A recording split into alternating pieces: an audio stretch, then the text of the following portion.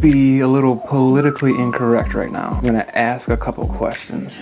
The first question I wanna ask is, do you think that people of any religion should be able to work at any job that they want? The first thing you're gonna say is, of course, I'm not a bigot, right? 2017, we made a lot of progress. This is good. Gays can get married. What else have we done? We're making progress. This is good. We've been taught our whole lives to respect other people's religions, and I think that's a good thing. But Sharice Stanley says she was suspended from her job as a flight attendant because of her religious beliefs. The issue: Stanley converted to Islam 2 years ago. She says she only learned recently that her faith prohibits her from serving alcohol.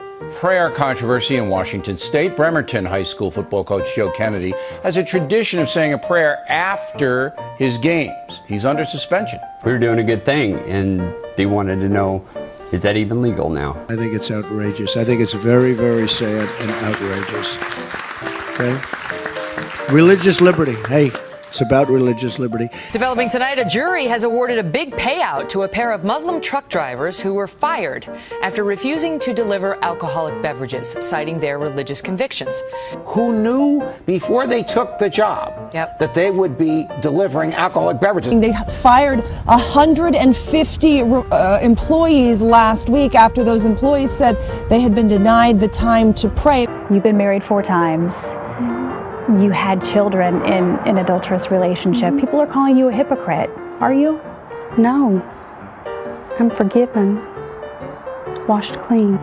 do you think a Muslim should be able to be a judge?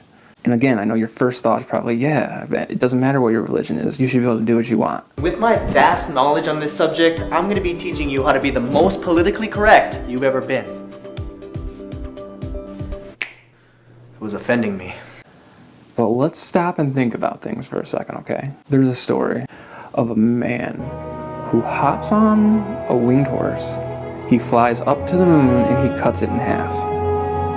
Lifted his head and gave his first joyful whinny at being alive.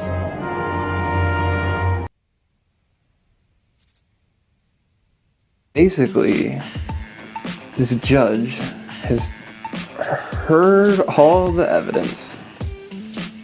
She's reading this, and a decision obviously not logical. With her heart, she's like, oh, I just feel, you know, I feel, because you can't, there's not fact-based. You can't be like, oh no, like I know. Show, yes, they found winged horse fucking fossils. No, that's not like a thing.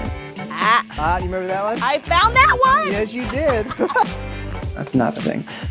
But now, do you think that somebody who believes that a man legitimately hopped on a flying horse and flew up to the moon and then cut it in half with a sword, someone that believes that, do you think that they should be reviewing evidence and helping along a case? For the big cases, helping them along and helping a jury decide if a person should go to jail or be put to death even. I mean, there's a reason why people who are certain that Elvis is still alive don't get promoted to positions of great power and responsibility in our society. And it's not like we've passed a law against Elvis worship. You know, we just cease to take these people seriously. And I think we have to cease to take people's religious certainties, metaphysical certainties, certainties about the divine origin of certain books seriously.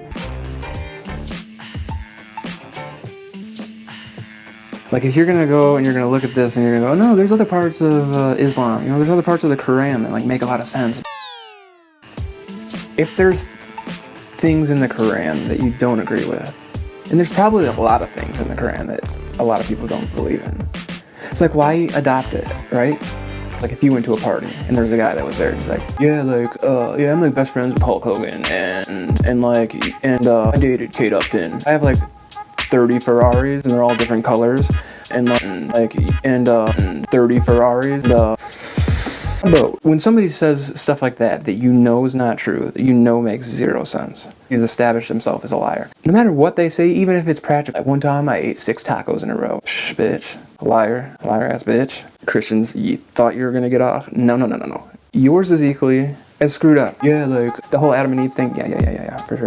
And silly. The two of each animal. I don't believe in the Old Testament. What if they got baby dinosaurs? And Earth in 7 days and 40 years in the desert. But why? Why would you ever believe anything he says? He's established himself as a liar.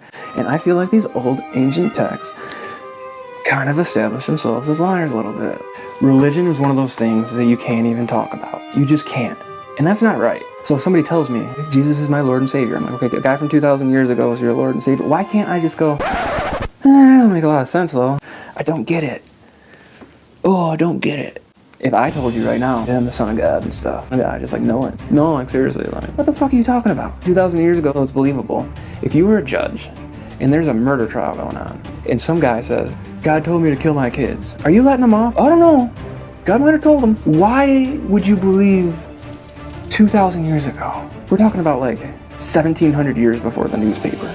And that's our beliefs. You know, and why can't I say that? Why is religion like this untouchable thing? It's like, no, you just have to accept it, that I believe weird shit and don't fucking talk to me about it. Why?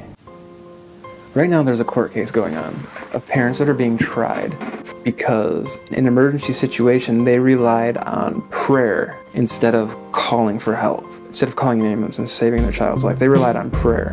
Like those people's beliefs were so strong, like this prayer is gonna work, that their child died. And it's like, where's the cutoff? Okay, now in that situation, would you want those people to be your doctor or your surgeon? Right? Like, oh no, he's bleeding out. Like everyone just step back. Let's all get together and hold hands and kumbaya. Oh, and should that be something that can be discussed? You know what I'm saying? Like, should you be able to discuss religion when you're applying for a job? You know, like if you go and you apply for a job as like a surgeon, should the person interviewing you be able to ask you what your religion is and how strong your beliefs are? And ask you like, okay, do you believe in the power of prayer? How would that affect your work? Is that okay to do, or is that crossing the line? I just think it's a very interesting topic. I think we need to start opening up and talking about it a little more.